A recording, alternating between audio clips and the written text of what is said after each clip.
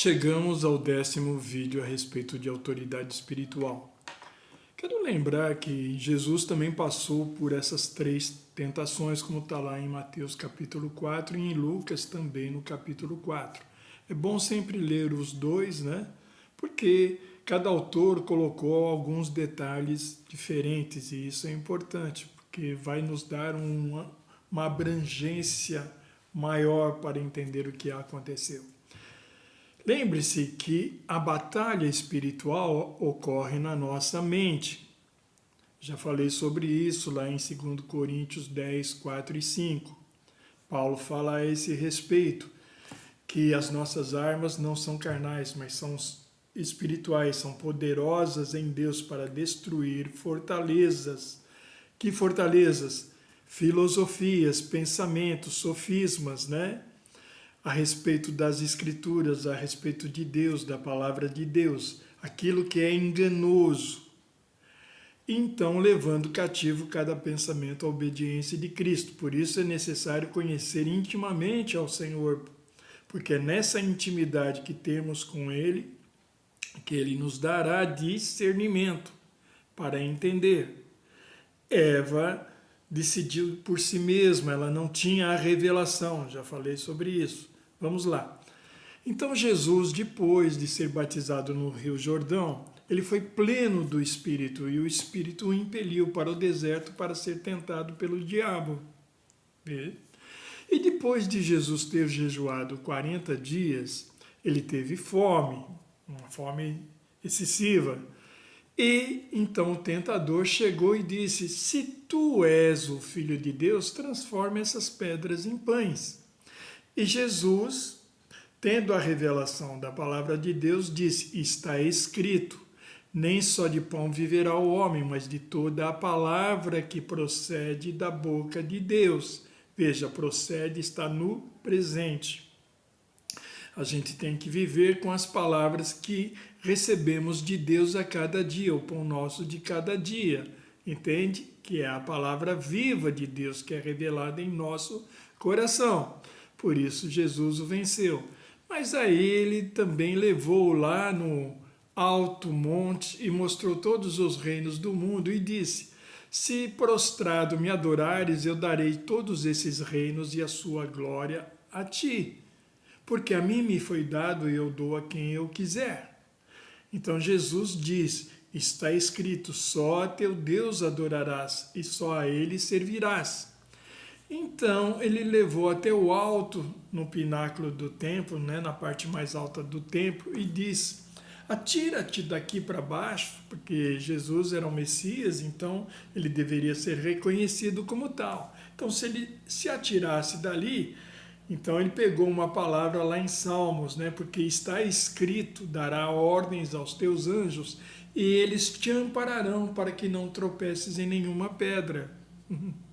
Só que ele pegou fora de contexto e Jesus percebeu isso e disse: também está escrito, não tentarás ao Senhor teu Deus.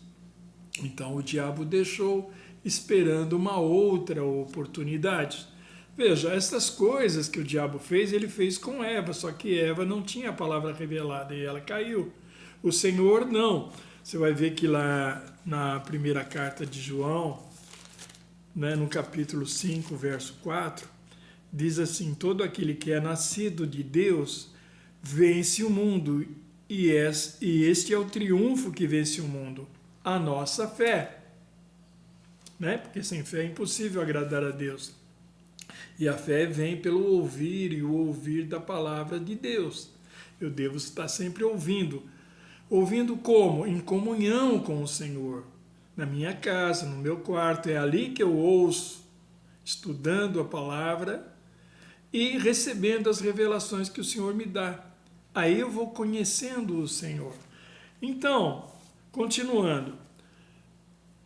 Há muitos anos, quando eu ainda era uma criança, espiritualmente falando, eu estava na fila de um banco. Isso foi nos idos do final da década de 80, né? 88, 89. E naquela época Se você recebesse um cheque cruzado, mas na agência em que você tem conta, entra na sua conta em dinheiro na hora. Era assim, hoje não sei como é que é. Hoje quase não se usa cheque. Então, um senhor já de idade chegou na fila onde eu estava e perguntou se eu tinha conta naquele banco. Eu falei que sim. Ele falou: é que eu recebi um cheque, meu filho está doente, o cheque está cruzado, eu preciso do dinheiro para comprar remédio. Na hora que ele falou isso, no meu ventre eu senti que não devia fazer isso. Veja, é a unção que o Senhor tinha me dado, só que naquela época eu não tinha entendimento. Eu só senti no meu ventre um freio para não fazer aquilo. Então, né, para mostrar que eu não devia fazer, eu falei para o caixa: ó, não está errado fazer isso, né? O caixa falou que não tinha problema nenhum. Aí eu fiquei meio sem argumento, né? E nesse momento um pensamento veio na minha mente: aquele que pode fazer o bem e não faz, comete pecado. Na hora eu não percebi, mas era o diabo trazendo uma parte da escritura fora do seu contexto. E eu acabei fazendo aquilo que a pessoa pediu. Descontei o cheque, dei o dinheiro para ele, mas depois que eu fiz isso, um peso enorme veio sobre mim de culpa. E eu não conseguia mais ter comunhão com o Senhor. Então eu corri, falei com um líder, né, um discipulador, e falei o que aconteceu. Lá em Tiago, capítulo 5, acho que no verso 16, diz assim: confessai as vossas culpas uns aos outros e oreis uns pelos outros para que sareis, né? Para que salveis, para que liberteis, para que seja restituído. É tudo isso que quer dizer sarar. Então, eu confessei, ele orou comigo e a comunhão com o Senhor foi restabelecida. Nós oramos para que aquele cheque não tivesse nenhum problema, que não fosse roubado nem nada, porque, veja, se fosse roubado eu seria incriminado também, né? Porque eu descontei o cheque. Então, de qualquer maneira, era errado, porque se uma pessoa cruza, é que ela não quer que saque o dinheiro, porque ele precisa de 1 ou 2 dias para ter dinheiro, senão ele vai ter que pagar juros. E naquela época os juros bancários eram altíssimos, porque a infração era altíssima, né? E eu não me dei conta dessas coisas. Então pedi perdão ao Senhor, o Senhor me purificou. Mas veja, é assim que ele engana. Noutra ocasião, um pastor da igreja recebeu uma carta anônima de um grupo dentro da igreja. Anônima, lógico, eles não queriam se dizer quem eram. E eles diziam: ó, nós te amamos, pastor, mas não concordamos com uma doutrina ali que ele não falou na carta, mas eu já sabia o que era, porque ele ficava com muita ira quando alguém era contrário a uma doutrina que ele vivia sempre pregando. Na época eu não sabia, mais tarde o Senhor me mostrou que aquilo era doutrina de homens. E aquele pastor era idólatra. Ele amava aquela doutrina, entende? Era o Deus dele. Então ele pediu à igreja em oração para entregar aquelas pessoas a Satanás, para que aprendesse a não blasfemar. Quando ele falou isso, o temor do Senhor, que é aquela unção dentro de nós, se levantou para que eu não participasse daquilo. Entende? E eu participei, porque eu entendi. Bom, mas eu sou obrigado, porque eles são os líderes, eu devo obediência aos líderes, eu estou debaixo de submissão. Esse era o meu entendimento, né, psicológico, entendimento mental da palavra, não o entendimento por meio de revelação. E o Senhor estava me revelando, dizendo que eu não devia fazer parte disso, eu devo obedecer antes ao Senhor do que aos homens. Veja, Pedro e João eram submissos às autoridades, né, os sacerdotes. Todavia, quando os sacerdotes disseram para eles para não pregar no nome de Jesus, então eles disseram: veja se é certo obedecer antes a vós do que a Deus. Foi o próprio Deus que nos mandou pregar em nome de Jesus. Entende? Então a sua obediência aos pastores é relativa, naquilo que eles obedecem a Deus. Paulo fala que nós devemos ter um exemplo daqueles que realmente vivem obedecendo a Deus.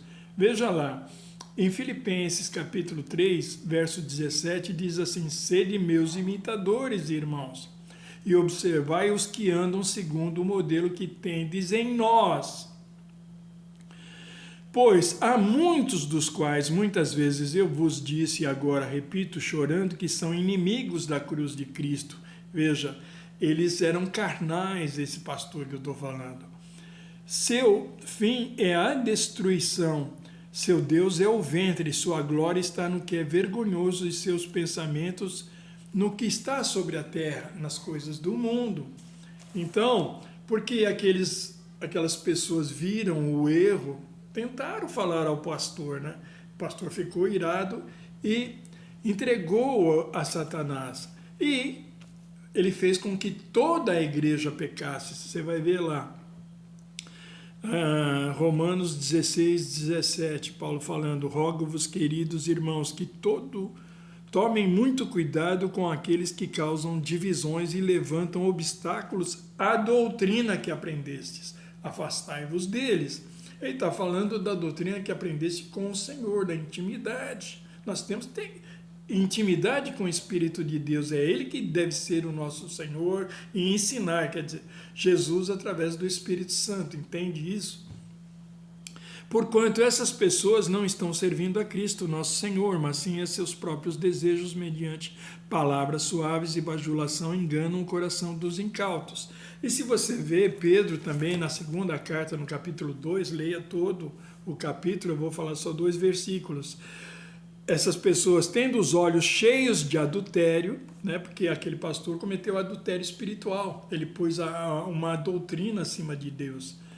Nunca param de pecar e iludem os simples, os incautos, né? Que têm o coração habituado à ganância. A pessoa tem o coração habituado à ganância. Veja o verso 20.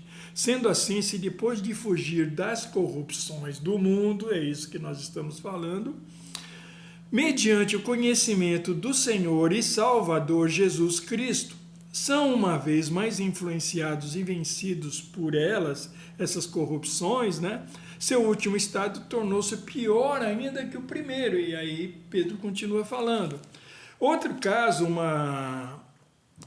era aniversário de um pastor numa outra igreja, numa outra cidade, e havia uma festa, né? Eles estavam dançando e tal, e uma irmã, nessa dança com aqueles tecidos de TNT fazendo firulas, ela se inclinou em direção ao pastor que estava fazendo aniversário e declarou que daria a vida dela por ele.